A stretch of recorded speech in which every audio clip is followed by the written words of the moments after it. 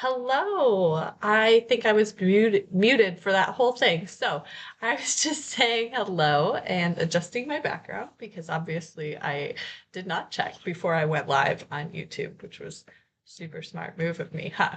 Um, Welcome to the final few days of NaNoWriMo. Who is excited? I'm super excited. Um, I have been super far behind. But I'm gonna keep going because that's the whole thing with NaNoWriMo is to just not give up, to keep going, to remember that every single word you write is a word that you didn't have before, that's getting you closer to that finished product, that finished first draft, and that finish line that you need to get to. And reminding myself and a reminder for all of you that the first draft is only your first step. And that may feel overwhelming. And if that does, like, totally just ignore that part. For me, I think it's kind of helpful right now because I feel like I'm behind in NaNoWriMo world. And it's really easy to just give up.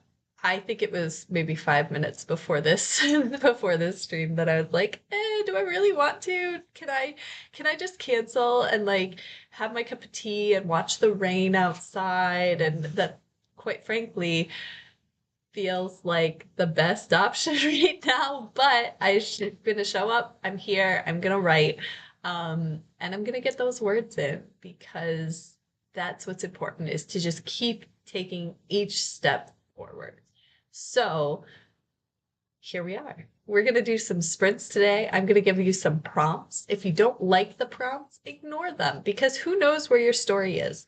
However, if the prompts help you, if they help move your story forward, because sometimes when we're writing at this speed, you need an idea. You're just like, I'm fresh out. I don't know what's going to happen. So sometimes the prompts can help propel your story forward. So, um, I pull prompts from everywhere in my life. I used to find them kind of hard to do, and now I think that I see writing prompts everywhere. So, um, if you ever want to chat about that, we can chat about where I find all of my writing prompts and things like that. So, hi, Haley's here. Awesome.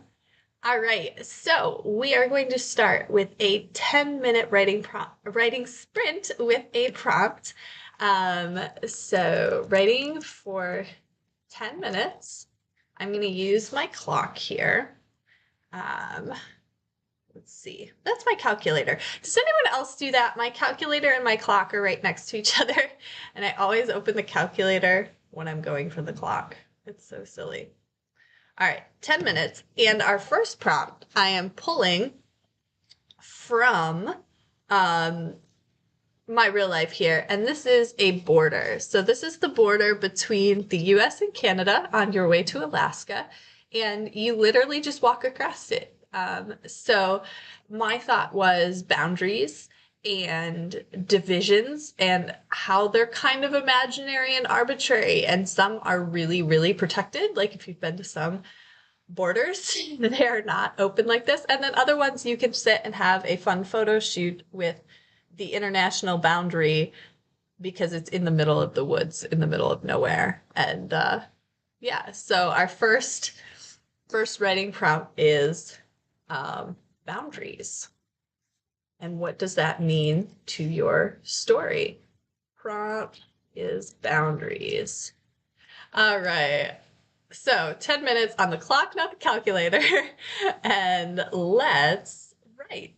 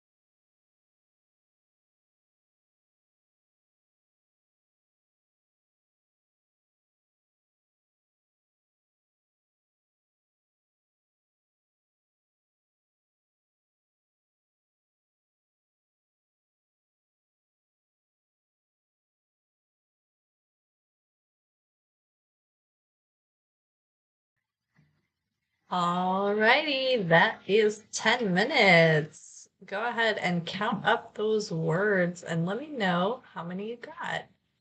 I'm gonna see where I'm at. I got 407, which is really good for me um for a 10-minute sprint. I switched back to first person writing because I love it. It's where I thrive. I feel like I can just get my brain onto the page. Um, and so when I'm having a tough time, I just kind of switch to what's comfortable. And then I can use that, or I can decide later if that's what I want. I think switching tenses or points of view is probably not the hardest thing. I've done it by accident and then had to go and fix, this random paragraph was in third person instead of first person or vice versa. So that's good. You kept editing. No, no editing, not during Nano. I mean, you do what you want. But yeah.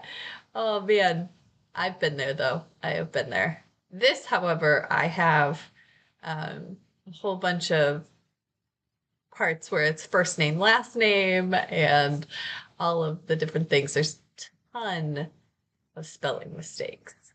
And that's what gets me. I do correct all of my spelling mistakes because I can't stand the little red lines. I know that you can get rid of them. Um, but I need that for work because I need to do a lot of proofreading and things like that. So I don't want to go turning them off and then go to work and be like, oh yeah, it's perfect. And there's all of these spelling mistakes. So I don't mess with that.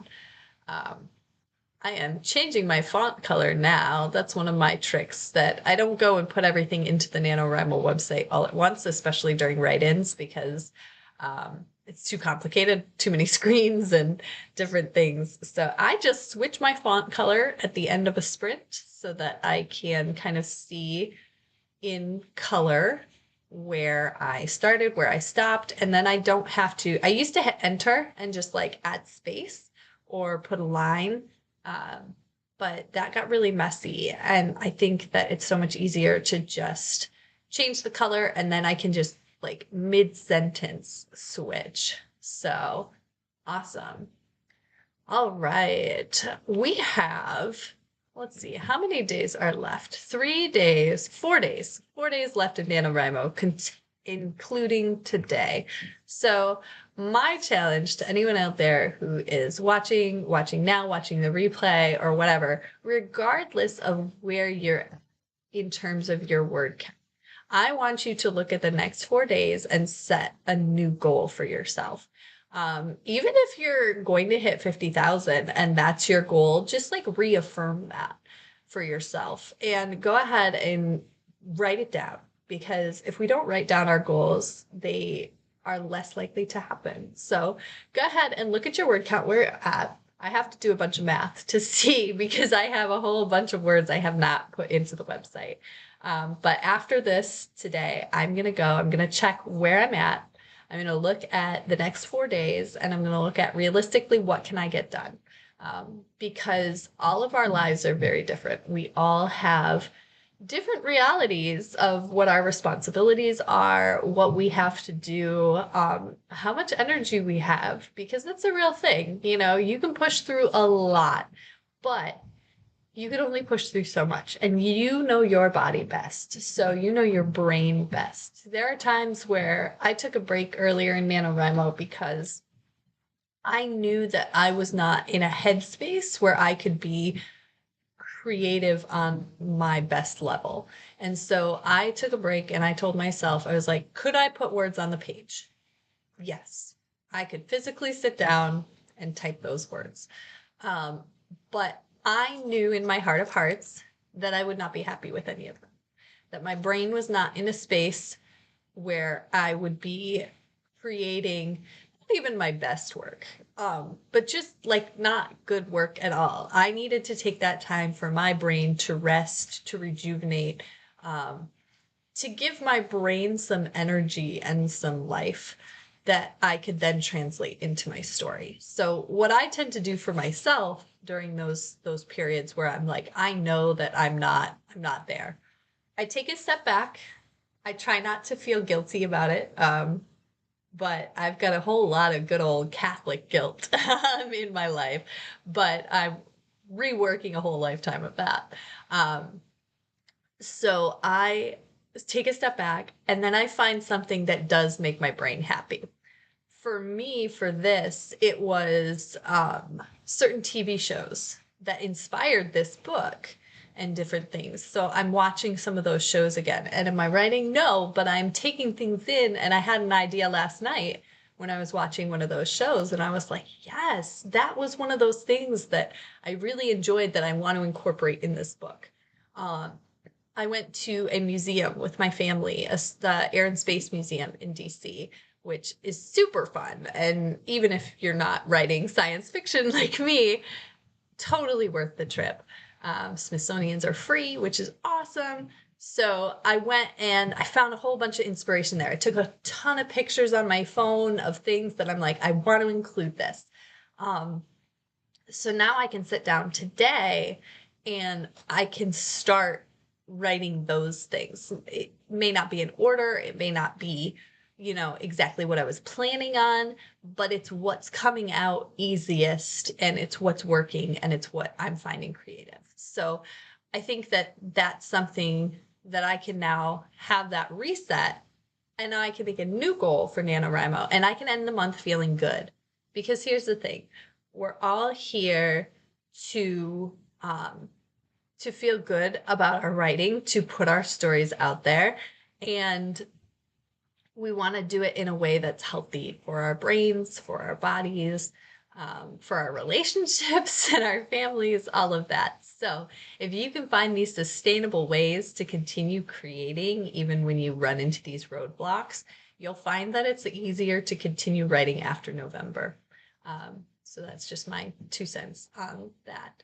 Um, we are going to move into our next writing prompt. We are going to do a 20-minute sprint this time.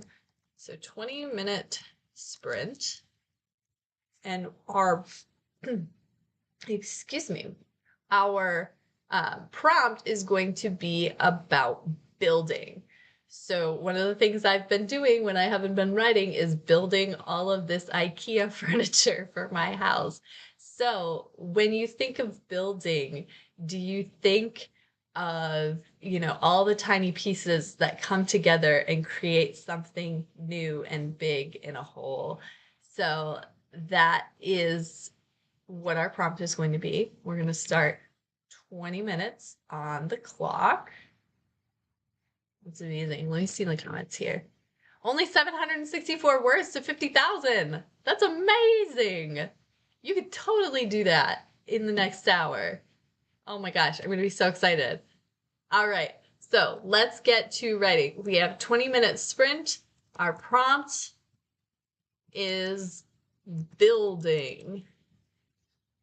All right, and whatever that means in your story, if it doesn't mean anything, throw it out and just write what you need to. All right, 20 minutes are on the clock. Let's write.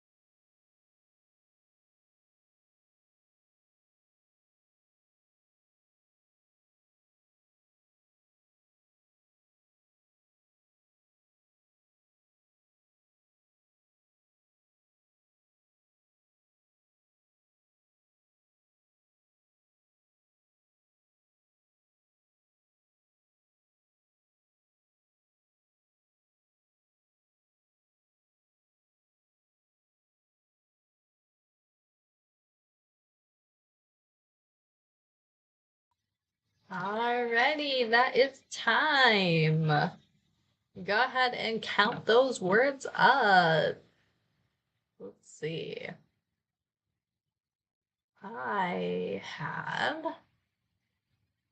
512 for that time, which is good because I finished a scene and then started a new one, which always cuts into my word counts. Ooh. Also, I just deleted it all. There we go. Thank goodness for Control Z. Let me tell you, I just deleted all of my words because they were highlighted. And then I started to write into the chat, but I hadn't clicked it. 512 words for me. This is also a reminder, if you are not using cloud-based software, go ahead and save your work. Mine is auto-saving to where I'm not quite sure because I'm working in a Word document, but it's auto-saving somewhere. But I hit that little save button anyway. I know I have, having grown up with computers, that my first computer didn't save anything. There was nowhere to save it. My dad brought home a Commodore 64, which had the black screen with the green text. And I just remember writing stories on it and being really upset that we didn't have a printer. At the time, it was those little printers that made that annoying noise and like dot matrix or something. And yeah, I would write these stories and I'd get so excited. And then as soon as you turn the computer off, they were gone. Maybe you could save them, and I just didn't know how. But I don't think they had much memory anyway. You had to use a floppy disk or print it out, and I just never did. Sometimes I think about those stories because I don't remember what I was writing. I just remember the green text on the black computer. And then later on, I would write stories. I got a Mac, but it was one of those Macs that didn't look like a Mac, back when they kind of looked like PCs. And I had a Star Trek game and word processing, but I never saved anything to floppy disks, or if I saved them, I don't have them anymore. So I just think about how far we've come, where we can write 50,000 words in a month and not be super afraid of them disappearing. Once I switched to Google Docs, like, I don't even think about saving, but so many people don't write in a cloud-based program that it doesn't always work. So sorry, my phone is ringing. It's rung a couple times. But yeah, we're gonna stay focused. We're gonna do one more writing sprint. Um, yeah, the big floppy disks that went in this. I remember those. I remember those. We had a bunch. We had the big floppy disks and we had the small floppy disks. And we had these little cases that you would open up and you could just stack all of them. And I remember sometimes I got a game once that was like 4 floppy disks worth of data, and you had to like put each one in and take them out. And oh gosh, old computers, love them. So that brings us to our last prompt. We're going to do a 10-minute sprint. So 10-minute sprint. And the prompt is old is new again. If you live long enough, you will see things come back. So things like bucket hats and flare jeans, and they're all, they were cool in the 70s, they were cool when I was growing up, and now they're cool again, which is super weird. So we're going to write for 10 minutes, and the prompt is old is new again. See what happens with that. If it helps you, great. If it doesn't, also great. So let's write for 10 minutes and go.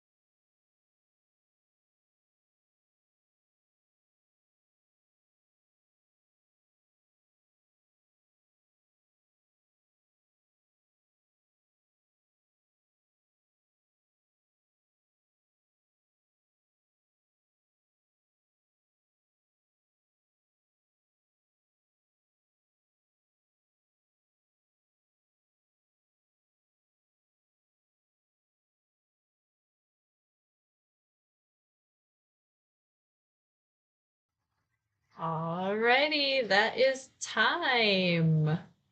We are finished with our writing. Go ahead and count up that last bit. Let's see.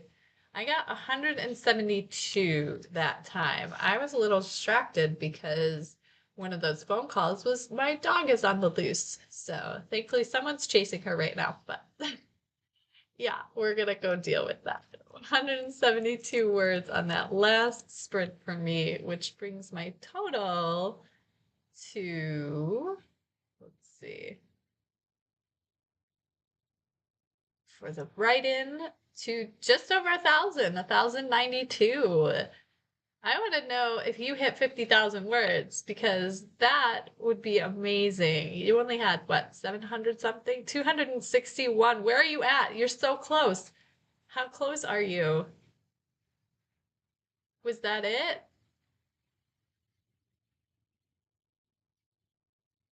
I need to know. So close to 50,000. 12 words away. Oh my gosh. You have to sit and just write those 12 words. Pick 12 really cool words. Like, I am the best, and now I have written 50,000 words. Yay! I don't know. Write that. That is so cool. I am so happy that I was here for this. So, thank you so much for coming out and writing with me. We've got 4 more days. You have hit your goal, just about. But keep writing, keep this story alive. So, thanks so much, and I will see you around. Bye.